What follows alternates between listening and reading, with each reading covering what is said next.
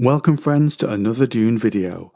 Today we examine the origins of the Fremen, how one man came to teach them after learning himself to ride sandworms, to summon them, discovered crysknives, as well as the secrets of the spice and the future fate of it on Arrakis. Spoilers for the Dune Legends Series throughout. Let's get straight into it. The Fremen at this time were known as the Zen-Sunni, and they had much to learn about the ways of the desert. They lived in caves, barely existing, and didn't know much about the sandworms either. Selim was banished by them. His friend had blamed him for the theft of water when he was innocent. He would die with no water out in the desert, or be eaten by Shaitan, the demon worm of the desert. He headed for a shelter of black rock and felt the ripples of a sand demon coming for him, and ran. But upon seeing he would not reach safety, he slowed. Even then, the Zen-Sunni knew vibrations attracted worms. Perhaps he could fool it. He threw 3 stones and the worm turned, but still came so close he could smell cinnamon from its maw. Cinnamon is the scent of spice. He would still eat him, so Selim desperately attacked with his metal walking stick. And it hit a worm segment rather than its skin, and the worm turned. Selim was lifted up but held on, and to his surprise the creature did not go beneath the sand but kept on going above ground. He realized it wanted to stop its inner flesh being hit by sand and being irritated by it, and so Selim was carried by it into the deep desert. Hours passed, and Selim could not believe he was riding this desert demon until it ground to a halt and stopped moving. He was able to climb down, and he ran until realizing it was dead because it wasn't coming after him. Now he would need food, and saw veins of Spice Melange. Checking there was no worm sign, he ate it raw. It gave him energy, and he marched towards the worm's body, and he noticed the fangs in its cavernous mouth, and he felt urged to take one. He stepped in and pulled one out. It was as long as his forearm. No one else possessed such a tooth, knife, or crysknife, as it becomes known later.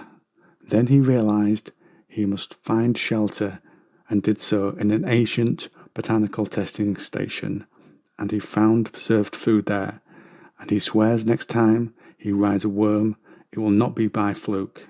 After 10 attempts riding a worm, he was proficient and could enjoy it, and he saw the sandworms as a blessing, a manifestation of God, and during this time he discovered you could dismount a sandworm with some risk, and did not have to ride them to death. You could dismount from a wary beast by running down the length of its back, leaping away from the hot tail, and then racing towards nearby rocks. On the 4th try, he had also found that you could prod the worm in the right direction with a shovel-bladed tool in its sensitive opening. He had been reborn in the desert after being thrown out by his neighbour, and had thrived. He had become Selim Worm Rider. He travelled to a small village as he needed more tools, and amongst what he was after, he found a sonic hammer that might let him expand natural caves. He drops the hammer when trying to leave, and its pulse fractured the ground of the cave. The village began to wake and came for him. Selim was pursued into the desert. He used the sonic hammer a few times, creating an explosion of sound as a worm finally approached his pursuers, slowed, and then ran away. To save them, Selim guided the worm towards him with a slow thump, and they saw as he rode away in it what he was using to guide it, a rope and spreaders.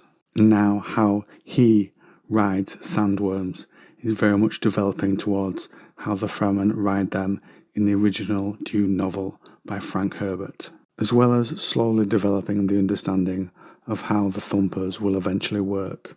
As Selim rode away, the worm brought him to a fresh spice blow, and the melange engulfed him. He saw the life cycle linking the worms and the spice, and of course the planet, and a name came to him, Shai-Hulud, the name of a being, a god, and then he saw the spice leaving Arrakis, taken by off-worlders, and Arrakis dying for that same reason. He knew how the spice connected everything on Arrakis, all the life that is there. He must find those who take the spice and stop them. I see echoes here of Paul Atreides in the original Dune novel when he takes the water of life, the visions that he experiences and what that means to him. It's quite a profound moment for him, as it is for Selim here. Later, Selim watched how his former tribe now collected spice and harvested it. He would stop it. He called Shai-Hulud with the sonic hammer and drove the worm into their encampment. It ate the camp and then the melange. It was safe for now. He left water for the Zensuni to survive and declared his identity to them. When we check in with the Worm Rider again, he has a small group of followers with him, and from one he took a wafer of melange. His eyes were now blue. With it, he now had visions to help guide him. His people now wear distilling suits to help them live in the desert. A young follower dies, trying to prove he should join them by riding a worm. The suit is an early still suit perhaps, and coming of age by riding a worm. It's very much similar to when Paul is tested to do the same by Stilgar. Selim, upon hearing that Naib Dartha had had great success with taking spice and had now united several Zensuni tribes, Selim planned to make a statement to them. He planned to strike the spice caravan. His people unleashed boulders that fell to block the caravan's path. His followers then surrounded the caravans, and then he warns them of what will happen if they carry on down the path they are currently on. Maha marries Selim, and he declares their marriage before Shai-Hulud. The bandits eat a lot of melange to celebrate, and taking it, inhibitions fell, and many became new-found lovers, bound by the red dust of Shai-Hulud. Something similar happens when Jessica Atreides takes the water of life, converts the poison inside her into something that will not harm people, and then shares some of that she regurgitates with the tribe. For a short moment, that connects the Fremen in mind through the spice's effects. Selim wakes and says to stop the spice being taken off-world.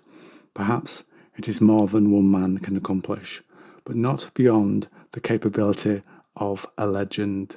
Naib Dartha sends his grandson to find the Worm Rider so a truce can be called, but he fails.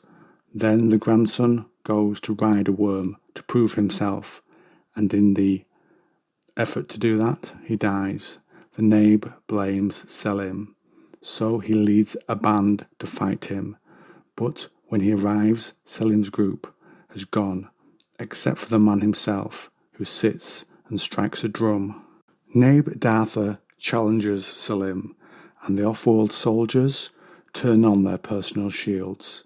Selim knew those shields would send out a summoning to Shai-Hulud, and Selim, shortly afterwards, feels the ground moving, and then he emerged. The shields having driven him into a frenzy, the worm has arrived. It scooped up many soldiers in one sweep with its mouth. The flyer that had brought in those soldiers fired and hurt the worm, but then another worm appeared like a cobra and knocked the flyer from the air. The remaining warriors fled. Dartha was left by himself, and another worm came up beneath Dartha, his yawning mouth a huge maw filled with crystal teeth, and it swallowed him whole, and then it took Selim too on a final ride down its gullet. Maha, mother of his child, his wife, wailed when he died. Shai-Hulud had made Selim part of his flesh and made him into a legend, and to later generations, and I'm sure you can see his influence in what the Fremen have learned from him.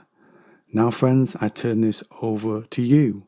What are your opinions on Selim Worm Rider, and his contribution to the Fremen, what he taught generations of them. Do you see the importance of his legend, his role? Comment down below.